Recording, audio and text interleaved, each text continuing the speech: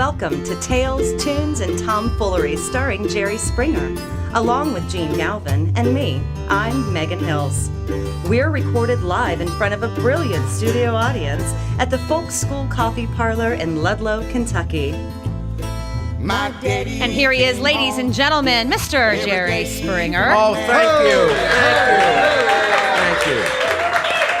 Thank you. Woohoo! That's really very nice. Well, there's a lot to talk about. Yeah. And Yeah, starting there is. with a nod to our brothers and sisters who live in the southern. Hold on a second. What was that? Excuse me. What? I apologize for interrupting the show. He may have to go back and restart, but that's Yeah. annoying as hell. What? Oh, you mean the... Casey Campbell. Excuse me. That's what I'm talking about. Cell phones. We told everybody to turn their cell phones Frank. off. Yeah, no, I'm on air.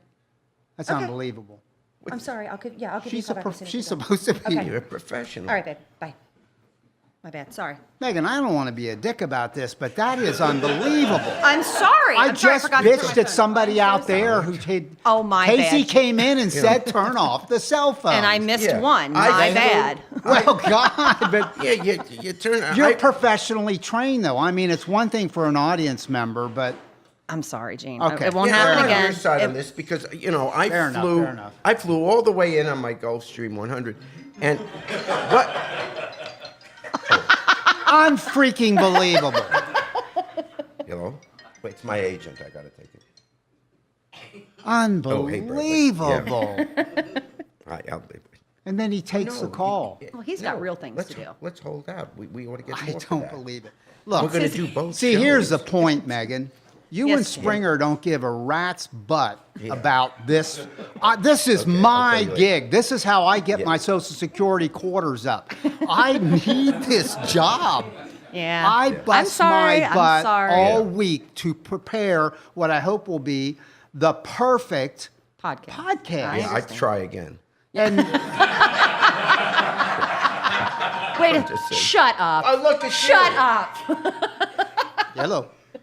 Hey, Also Bonnie, now, how you doing? This is Kettle. You're Bonnie. black. It's Bonnie. Probably about 8:30. Bread, What's she called? milk, You got a call from your agent. toilet paper. All right. Somebody got a shopping list. All right.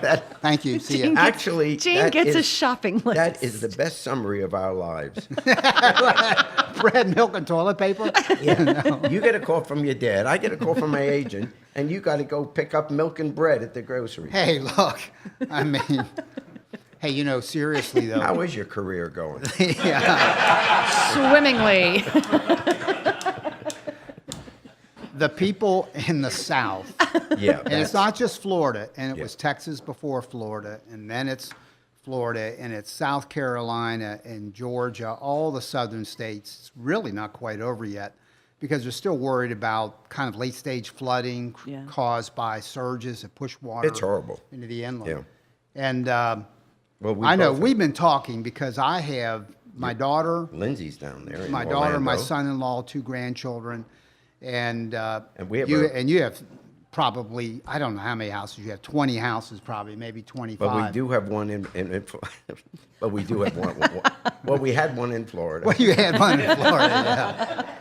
No one's going to say I'm a Florida resident anymore. I'll tell you that. Took care of that, didn't Let me you? ask you a question. Yeah. Since you do spend a little bit of your time in Florida, and I've asked you this before, and I forget what the answer is. What is your wife, Mickey's, favorite wine? Oh, my God. Well, that's changed because honestly, her favorite wine, you know, we go out to dinner and her favorite wine is, I want to go to Miami. Yeah. Gene, That's changed. That's changed now. Yeah. Now what's your wife's favorite? Steubenville. Steubenville, yeah. we have gone, I want you to know, we have gone almost 7 episodes consecutively without any crappy jokes. That's my And bad. I'm sorry. That was my bad. Almost 7. Almost made it to 8. Wow. That was my bad. During this hurricane, and Yeah, we you should know, there's say a whole thing that about it's really serious down Yeah. there. I mean, very serious, lives nothing have to been be lost. made You go fun. to the Keys. You got it. They're looking for people now You got in it. their boats, you know, because they're people that live on their boats, you know, along the Florida Keys. And, around the coast of Florida, and that's just their not only their recreation. Some of them actually live there, and now they're searching for the boats. Yeah. And that's kind of That's scary. It is Very scary. scary. And it's too early, and it's not trying to be funny here. I'm not trying to lead us into anything, but let's Don't wait. worry about being funny. No, No chance. Let's wait a little bit longer, and it might be weeks, maybe months before serious scientists weigh in on whether fires burning out west, my God, the Sperry Chalet, a 1915 chalet built by the railroads in the national park at Glacier National Park in 1915, wiped out Oh, wow. by a wildfire about 2 weeks ago. My wife and I hiked up to that. We actually stayed at the second one there, which is called Granite Park Chalet, another part of the mountains. It didn't get hit by the fires. But the point is, you have wildfires burning out west. You have horrific hurricanes kind of lined up to pound everything from the Virgin Islands to who knows what. I mean, when the hurricanes cut loose, as we saw with Irma, you don't even know where they're going. It's too early to know whether all of this is because of the heat warming of the earth. And of course, we all believe, because 95% of the scientists say that's human caused. But we still have deniers at the highest level. Hey, let me send a shout out to an app called Zello. Zello. I put it on my phone because my daughter Lindsay and her family are in Florida. And Zello is a push-to-talk app. It turns your cell phone all around the world into a shortwave radio or a CB radio. So you'll have, in 6 minutes, it's the most trending app last week on cell phones in the country. And it works like a walkie-talkie. If there's no Absolutely. power. No, well, it doesn't need power. What it does need, and I'm going to tell you about a second app that gets around this. What Zello needs is either the 3G, 4G networks to still be up or Wi-Fi. And they didn't fail for most people, so people were able to use Zello, where citizens, it's all volunteers, are gathering information and then directing first responders, feeding the information to first responders to then go out and help people who are trapped in a home, who need a rescue. They used it in Harvey and they used it in Irma, and it'll go forward into the future. At the time of the storm lasted for days. At the high points of the storm, there were 2,000 people on it any time I went to it. I had it on for hours. Now, not because my daughter had it, but we were able to talk by cell phone or by text. But anyway, it's wonderful. Then the last one is Fox Chat. This is a brilliant app that responds to the thing you just brought up. Fox Chat works off of Bluetooth. iPhones, for example, have a capability of one talking to another one. If you have Bluetooth on, I have Bluetooth on, and we have iPhones, I can jump from here to there. If we have 100 people all with, and it works on Android too, mine happens to be Android. Yours does not count, Jerry. Put it It'll away. link from phone to phone. And Jerry, you can't see this if you're listening on the archive, but Jerry's holding up his Flip phone. stupid-ass flip phone. This, Circa I'll 99. admit, it wasn't that helpful last week. No, I don't think it would be. No.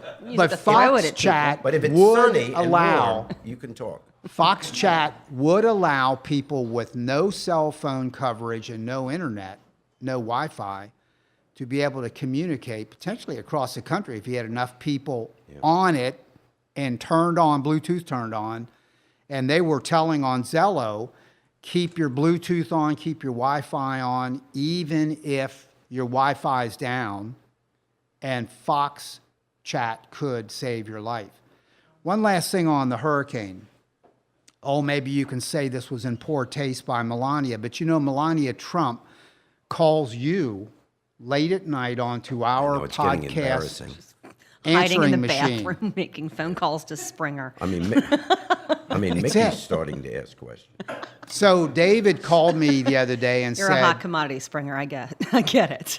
Melania left a message. Oh, yeah? I listened to it. I'm going to tell you in advance.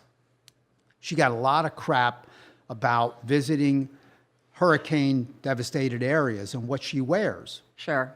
She was wearing stiletto heels getting on Air Force One, going off to visit Harvey.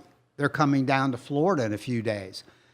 So she has turned this apparently into a 3-box shoe thing that women can buy. You buy a 3-box set of hurricane shoes. David, could you play the message, please? Sure. This is Melania Trump. Hello, Jerry. I'm wanting for you to be the very first to know about a new line of shoes Ivanka and I are working on. It's the Melania Trump Hurricane shoes. These are shoes based on the ones I wear when Donald and I are touring Little People after hurricane. They are a shoulder package of 3. The first is one I wear on Air Force One on the way to the Western area. It is a stiletto, kind of knockoff of Stuart Weitzman's nudist ankle strap sandal in a platinum. It's very sexy. The second is the shoe I wear for walking around in shelters. They're casual and comfortable, but good protection from grime on walking on floors. It is a perfect copy of the New Balance 510 V3 Trail Runner. It looks great with white booty socks. And finally, if we ever have to get into some really deep, I had a beautiful rip-off of LL Bean high-cap duck boots. You make choice of either tan color or sealed olive. Of course, they are all made in Cambodia, where we get the best price for you, of course. Please put these on your website, Jerry, and we'll kick you a little on the back end. Ciao, Bella. Kiss, kiss. Bye. It's Melania Trump. Well, it's Kickback, the First Lady of the United States of America. And she's concerned. Concerned. Clearly. But she didn't say what the 3-box set Well, of she- shoes would cost. No, Yeah. we'll have to ask her that. Yeah, and I think a lot of the people Is- that I saw trying to get out of the hurricane weren't Yeah. wearing stilettos. You didn't see They're a anybody pretty wearing functional shoe. stilettos, For all of your running around hurricane Yeah. needs. God love her. you know. God love her. It's another cry for help from Melania. You know, Jerry, I don't know if you know this, but a week ago we had Labor Day. Did you know that? He's just got his finger on the pulse, I tell you what. Yeah, And that made me think. That got me thinking. yeah. What do you think the value or function of unions are today? Because Labor Day is when largely organized labor people gather. Well, we had a little bit of this discussion, and what really prompted me to want to kind of rant about this is almost every year for the last 25, 30 years, whenever it's Labor Day, I'm, along with a whole bunch of other people that are politically active or whatever, I'm giving a speech somewhere about Labor Day, usually at a Labor Day parade, at a big rally, and last week I did it up in Cleveland. And I almost was feeling like guilty not guilty, but strange in the middle of it, because if this is preaching to the choir. I mean, first of all, the people that show up are members of unions, right? So we're not convincing anybody else. We're basically saying, rah, rah, and isn't this wonderful? And we all give the same cliches. And yet, you know, then you go home and you recognize that, what is it, 8%, 9%, I don't know the exact percentage, but basically, you know, overwhelmingly, working people in America don't belong to unions anymore. In fact, those that do, most of them are for public employees, you know, public employee unions, SEIU, AFSCME, et cetera. And then there are a few other ones, you know, obviously the Teamsters, and I don't want to start leaving out unions here, but there are a bunch of them, but it's a very small percentage of all the people that work. And anyone that even knows a little bit about politics would say, boy, you know, they had their heyday back in the 50s and 60s, et cetera, and with Walter Reuther and George Meany in those days, but they've lost their clout today. They still are a significant part of a Democratic Party, let's say, but in terms of the whole country, they've lost their clout. And I want to make the point that we all, anyone who likes our economic system, which is free enterprise capitalism, I am saying, and I hope this doesn't sound too extreme, but it's what I really believe, if you want to save our free enterprise system, if you want to save capitalism, we better have strong unions. And you say, well, that seems inconsistent. Well, let me start here. It's 1991 and the Soviet Union collapses. Communism collapses. And by the way, it wasn't because we beat them. We didn't attack the Soviet Union. We didn't, create this wonderful boycott and all of a sudden it went under. No, the Soviet Union fell because communism fell, and communism fell because literally by definition, it ultimately had to collapse because communism as a philosophy makes no sense. And the reason it ultimately makes no sense, which, by the way, it wasn't because we were building missiles and they couldn't keep up, because there were a whole bunch of other communist countries that had no missiles that collapsed as well. Communism doesn't work because it goes against human nature. Human nature is that you want to provide for yourself and your family. That's what instinctively, whatever the culture is, you want to take care of your family. So the reason a whole society gets to work hard and try their best and be ambitious and all that is because, you want to make a better life for your family. But in communism, that didn't matter. There was no incentive to work harder. There was no incentive that if you work harder, you're going to get more money, you're going to have a better life. Everyone just went about it because the state told them they had to do it. So there was no ambition, no creativity.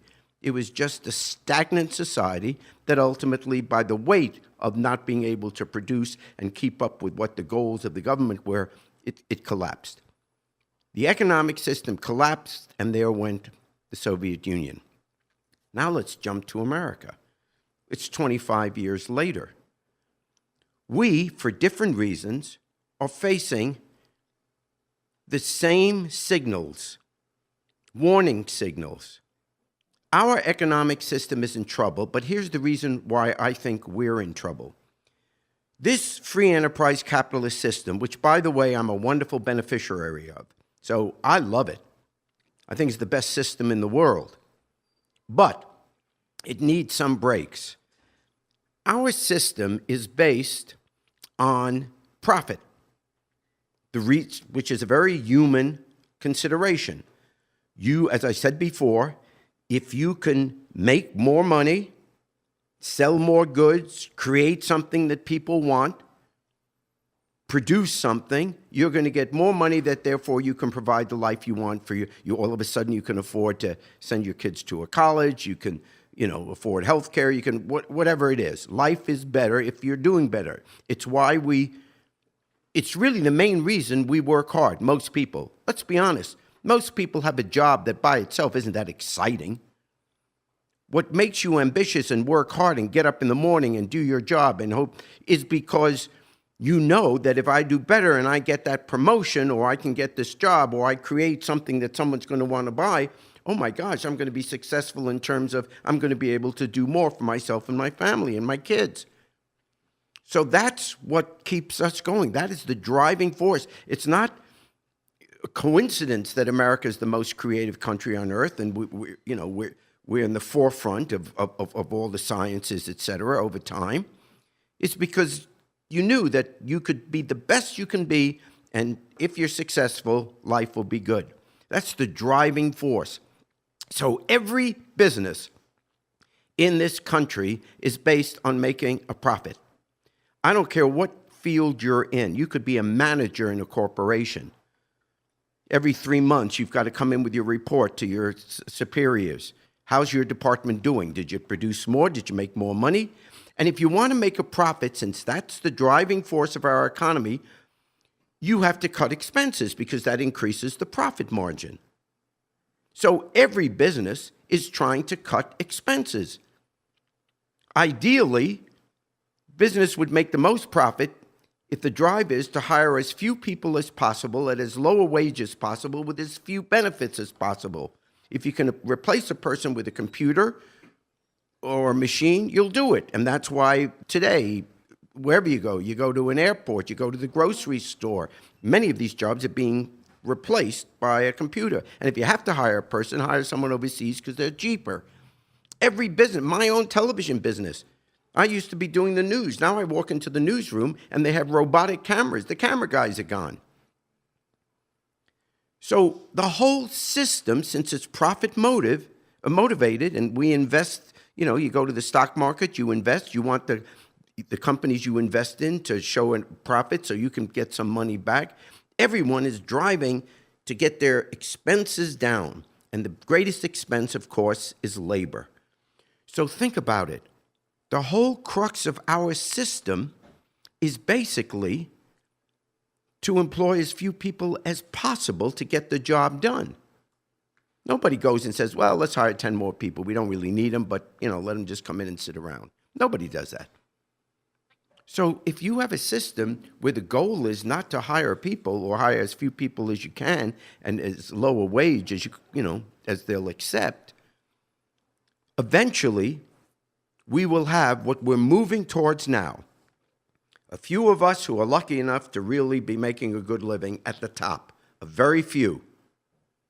And the great masses of people, the working class, the middle class, all of a sudden, they're having trouble making ends meet. And don't look at the employment figures because that's deceiving. You got a husband and wife. They both have to work now because the one salary doesn't do it anymore. And they have jobs, but they have jobs that they can't support their families on. And there are a lot of companies that as soon as you get close to 40 hours, they'll have you as temporary help, part-time help, so they don't have to pay the benefits. Every business does it. And these aren't evil people. Their job is to provide a profit for their investors or to show their boss that their department made money. So everyone is on this track to make money, because that's the incentive, but to employ as few people as possible and not to pay more than you need to pay to get the job done. That is where we are. And ultimately, looking 10 years down the road, 15 years, 20 years, we're not going to need, if not most American, a whole number of Americans, we don't need them working. Because computers and these iPhones and everything else, the technology that I don't understand, will be able to do all the things that we do. We just don't need everybody working. So where do unions come in? It is the only institution in our nation. The Democratic Party oftentimes supports working class. The Republican Party once in a while. But unions all the time, their only constituency are working class Americans.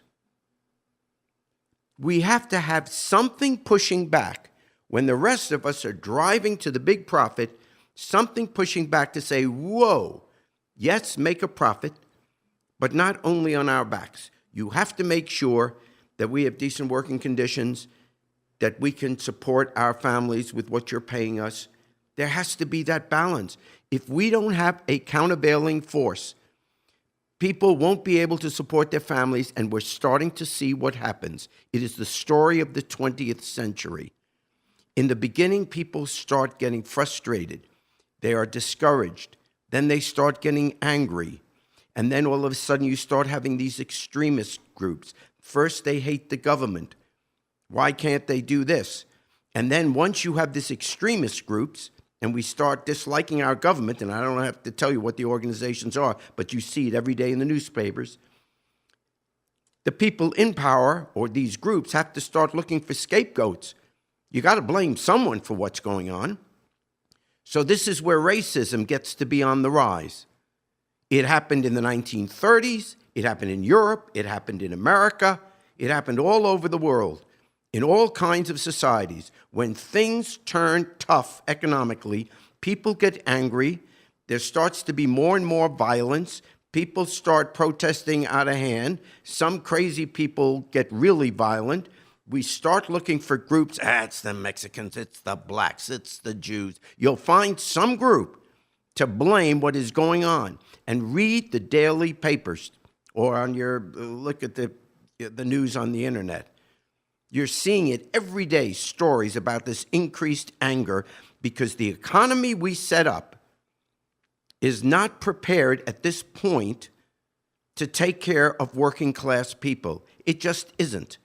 That's why you need unions. So everyone running for political office, Democrat, Republican, should be asked by everyday Americans, what are you going to do to make unions stronger? Don't go for this thing, them damn unions, they're just going to sit around. Oh, garbage. They're lazy people that are rich, they're lazy people that are poor. Stop picking on one particular behavior and say it's all those working class people. We have to have strong unions.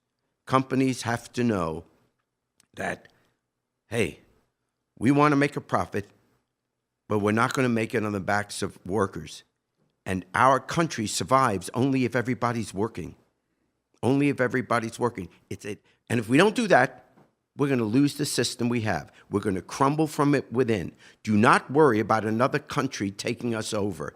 Don't worry about a nuclear attack, that's going to ultimately destroy America. What will destroy our country is the cancer from within. And the cancer from within will be because we weren't paying attention to the fact that our beloved economy was not taking care of the masses.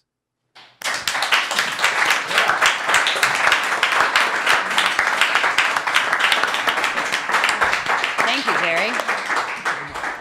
All right. And my phone didn't go off in the middle. Look at you. Look Big at old me. radio host. All right.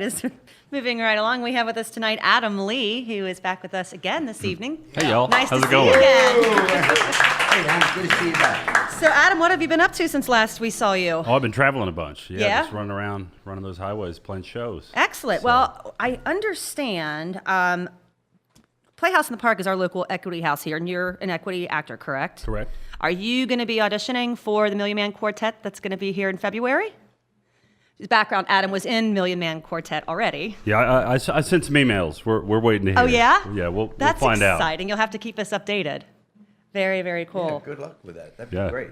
here's hoping. Yeah. Yeah. And you are a Ludlow resident now, is Correct. that correct? Yeah, right down the street. Awesome. Very, very cool. Well, like I said, we're excited to have you back. Well, yeah, thanks for having me. And what are you going to be playing for us tonight? I want to play some. I'll do a song off the last record I put out, which came out just about a year ago. It's one called "Show Folks You Mean It."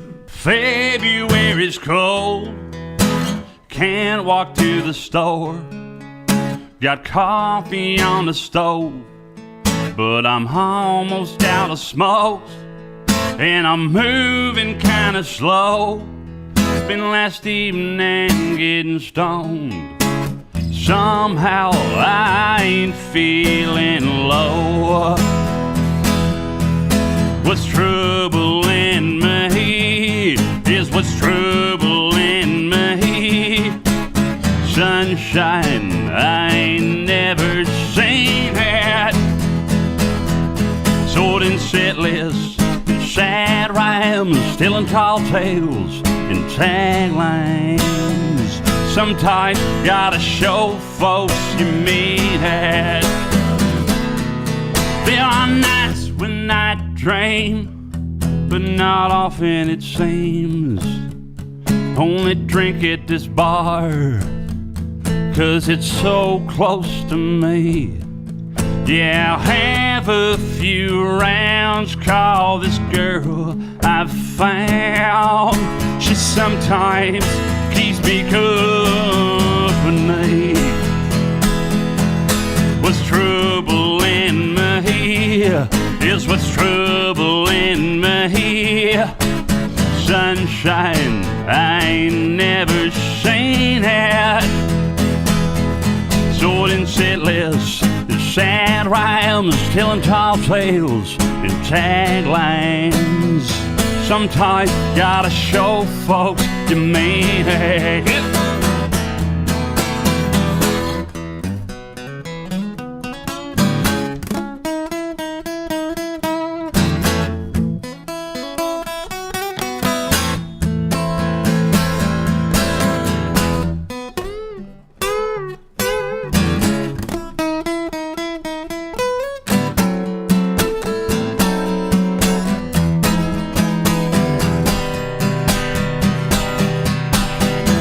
One more last fable on tour last April. One time got so drunk, passed out at the merch table. But I sang what I mean with authenticity. By my records, quality guaranteed. What's troubling me is what's troubling me. Sunshine, sunshine I ain't never seen it. If I can sit lists with sad rhymes, turning tall tales to taglines. Sometimes gotta show folks you mean it. Oh, sometimes gotta show folks you mean it. Sometimes gotta show folks you mean it. Oh, bravo! Whoa, bravo! Thanks a bunch, y'all. Jerry is so jealous of your voice. Jerry sounds just like that when he sings, don't you, Jerry? Exactly like it. It's uncanny. I thought you were doing an impersonation of me. That was great. It is uncanny. You know, it's funny, we were just talking about actors' equity, and I didn't even make the connection. Actors' equity is the union for actors. Actors' union, yeah. Yes. So going back to your rant, so how long have you been an equity member? 4 years now? 4 years? Yeah, since Okay. I started that Million Dollar show. Very cool. Very, very cool. You're traveling through the Midwest through the end of October. So Yep. we got you in Illinois, Kentucky, Ohio. Where else are you going to be? Let's see, doing Missouri. You might hit it all. Yeah, I got some Okay. stuff coming up in Chicago this weekend. Very cool. And then, heading out doing Carbondale, Illinois, Princeton, Illinois, Columbia, Missouri. Yeah, Cool. all over. And we can check out your music at adamleeband.com. That is correct. Excellent. Your last album was what? Sincerely Me. That's the one. Are we working on anything else right now? I am, yeah. I've been, whenever I'm home, I've been trying to sort of sit here in Ludlow and write a new record. So Very hopefully cool. record it this winter. Very, very cool. What else do you have for us this evening, Adam? Let's see, how about I do one of those new ones for you? All right. Whoop, whoop. This is one I put together a couple weeks ago, so I'm trying to test drive it. It's called Maps of Memory.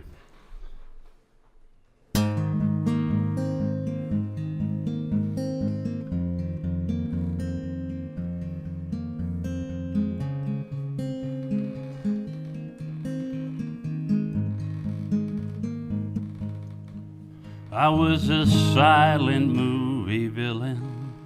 You were my lady on the tracks. A brilliant sight in black and white that modern movies lack. I was a drunken phonograph. You were my favorite song. The needle moved along the groove and the engine rolled along. Each time the curtain closes, these thoughts occur to me. They're in the backstage darkness, and sometimes when I sing, it's Phoenix, Arizona, it's Knoxville, Tennessee.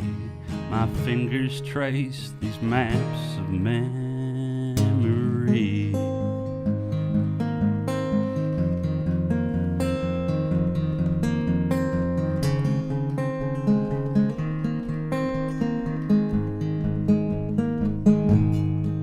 I was out traveling with the sideshow. I was just searching for some truth.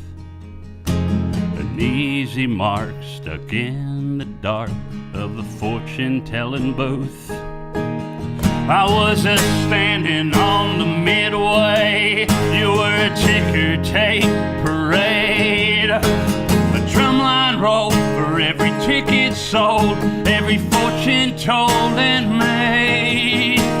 Each time the curtain closes, these thoughts occur to me. They're in the backstage darkness, and sometimes when I sing, it's Phoenix, Arizona, it's Knoxville, Tennessee. My fingers trace these maps of memory.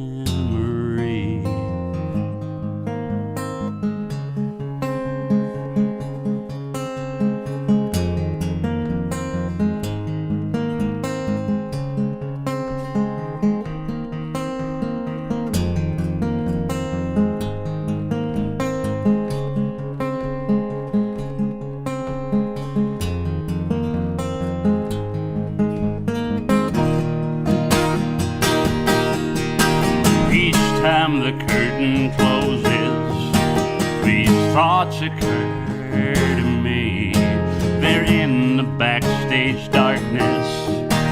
And sometimes when I sing, it's Phoenix, Arizona.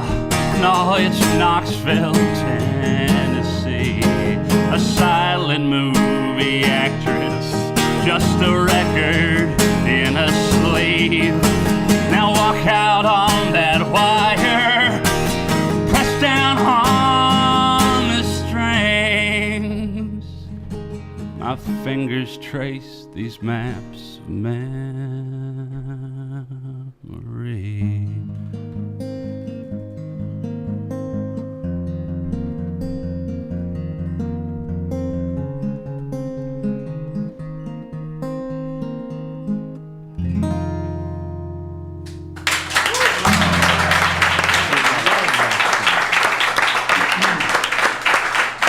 Okay, Thank you, Adam.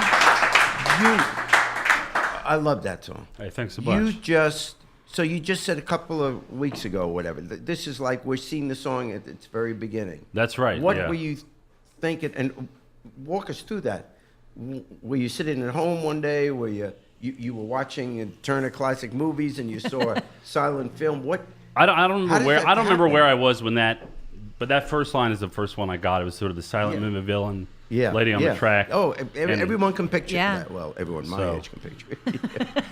But yeah, I had that and I wrote it down. I think I was out somewhere, but it was Yeah. one of those. I just knew there was something there. Cool. So wrote it down. Were and- you a poet before you were a musician? No. just a songwriter as best I can be. Yeah. Yeah. Very cool. That's great. Again, check really Adam was out good. at adamleeband.com, and we thank you for being with us again. Well, yeah, thanks again for Great to having hear me, your for voice sure. again. Hey, Megan, let me mention one thing. Sure 'cause I thing, know Gene. Adam's going to take us out on Down by the Riverside. That's right? right. Along with Jerry Springer. Oh, This- this, this- But in case people Highlight. don't know, and again, Adam spent years in Chicago, I guess 4 years. Was that about right? How many Yeah, about 3 years. M- Yeah. 3 years in Million Dollar Quartet, What a which great is the show. story of Elvis Presley, Carl Perkins, Johnny Cash, Jerry Lee Lewis, when they gathered almost happenstance at a recording studio in Memphis, Tennessee. Do I That's have right. that Sun right? Records. Yeah. Sun Records. So cool. And in this jam session, which got recorded and Right. later released and then became this Broadway show, Yep. they do Down by the Riverside. Yeah. Yeah. Oh, Most of what really? they did that day was a bunch of gospel, spiritual tunes. Yeah. No Yeah. kidding. So. And so the that- song you're about to do, you sang the Johnny Cash part in Million Dollar Yeah. Quartet. Yeah. for This 3 is years one they included in Chicago. the show. So yeah. Okay. That I was sang it about 800 times. So. He kind of knows this one.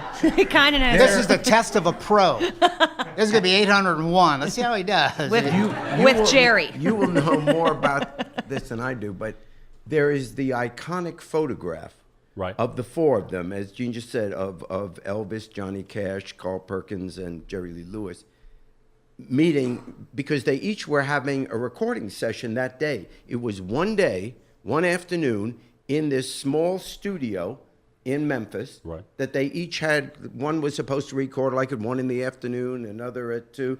Johnny Cash was just there to pick up a check. Okay, right. Yes.